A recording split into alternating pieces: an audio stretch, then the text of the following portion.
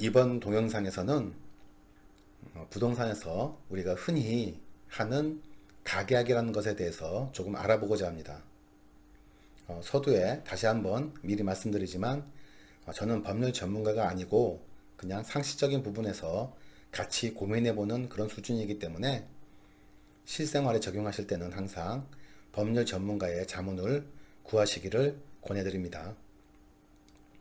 지금 화면에 보시는 내용은 대법원의 판례입니다. 소유권 이전 등기에 대한 판례인데 매매 계약에 대해서 양자가 가계약을 한 상태에서 그 가계약이 효력이 있는지에 대해 다툰 그런 내용입니다.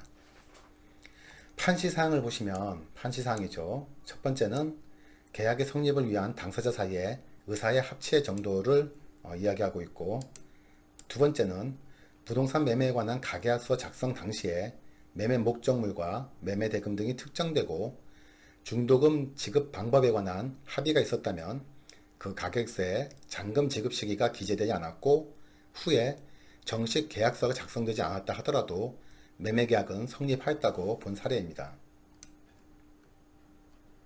나머지 항은 좀 약간 개별적인 다른 이야기고요. 내용을 좀 보도록 하겠습니다. 자, 내용을 보시면 계약이 성립하기 위해서는 당사자 사이에 의사의 합치가 있을 것이 요구되고 당연하죠.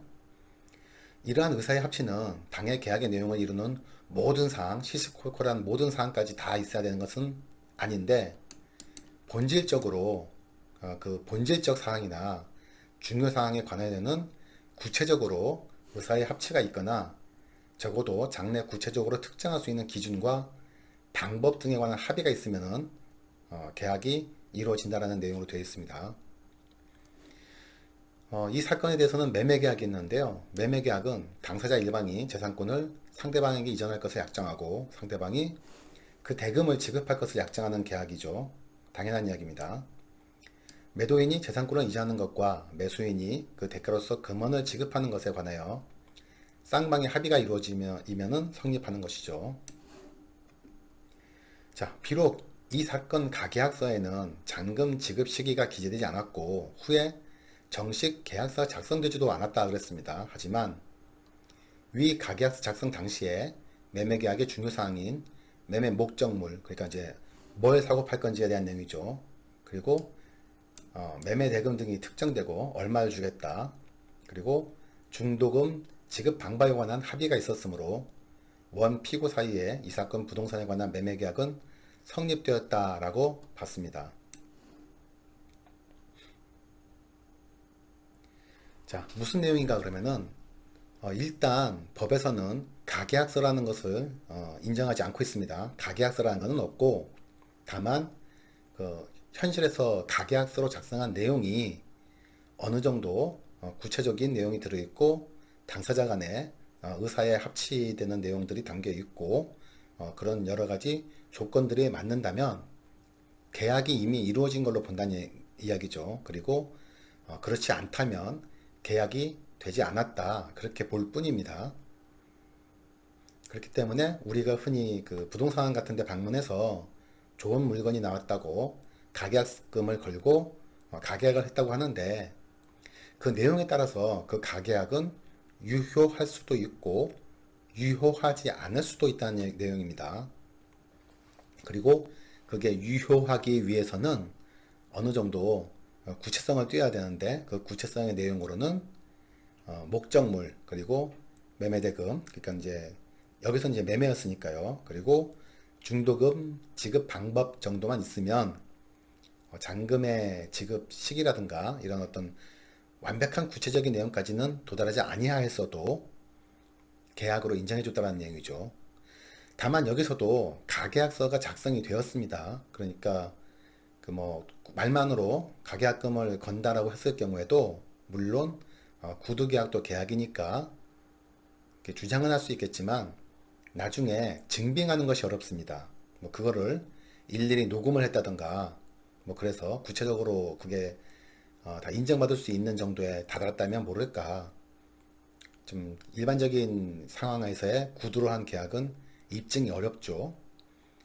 전화 녹음이 되었다든가 혹은 카톡으로 그런 내용들이 다 담겨 있다든가 하면은 뭐 또 다른 이야기겠습니다만은 그렇기 때문에 우리가 뭐 흔히 접하듯이 가계약금을 얼마 넣었는데 계약을 취소하기 위해서 가계약금을 돌려받을 수 있나요? 라는 글에 대해서는 그 세부적인 내용에 따라서 당연히 돌려받아야 되는 경우일 수도 있고 혹은 돌려받기 어려운 그런 경우일 수도 있다는 이야기입니다. 그리고 가계약을 하더라도 만약에 정말 그 계약을 위한 가계약이라면 그 나중에 증빙을 위해서라도 필히 가계약서를 작성하시는 게 나을 것 같습니다.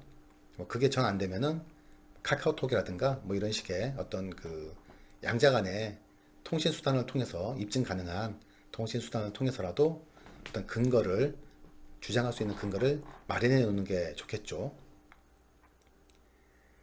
그리고 이 밑에 있는 뭐 2번의 내용은 예전에 다른 동영상으로 그 이야기했던 내용인데 계약을 해지하기 위해서는 언제라도 계약금의 배액을 상환하고 해지할 수 있다는 건 아니라고 그렇게 못한다고 말씀드린 적이 있죠.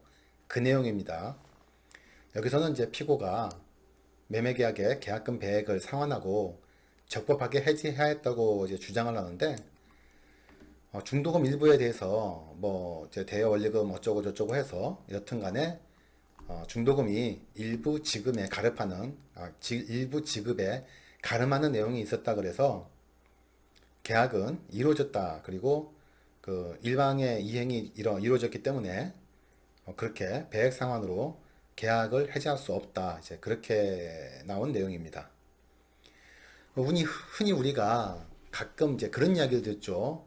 뭐 24시간 내에는 언제라도 가계약은 해지할 수 있다던가, 뭐 3일 이내에는 언제라도 가계약은 해지할 수 있다라던가 그런 내용은 없습니다. 그 법에는 그런 내용은 없고 우리가 흔히 땅에 떨어진 바닥에 떨어진 음식도 3초 이내에 주워 먹으면은 괜찮다 하는 그 3초 룰을 이야기하는데 뭐 그거를 우리가 의학적인 근거가 있어서 이야기하는 건 아니죠. 그냥 우스개로 하는 이야기일 뿐이지 당연히 3초가 됐든 1초가 됐든 안 좋죠. 당연히 먹으면 안 됩니다. 농담으로 하는 거죠. 같은 이야기로 그 뭐 법에서도 가계약은 3초 아니 저기 24시간 혹은 뭐 3일 안에 취소할 수 있다 이런 거 없습니다. 그렇기 때문에 그렇게 말씀드리고 싶고 다시 말씀드리지만 진료는 의사에게 받아야죠. 진료를 약사에게 받으면 큰일 납니다. 진료는 약사에게, 약은 아니 자꾸 왜 이러죠? 진료는 의사에게, 약은 약사에게, 그리고 법률 관계로 실생활에 어떤 그 실제적인 일을 하셔야 될 때는 법률 전문가의 도움을 받으시는 게 제일 좋습니다. 자, 동영상은 여기서 마치도록 하겠습니다.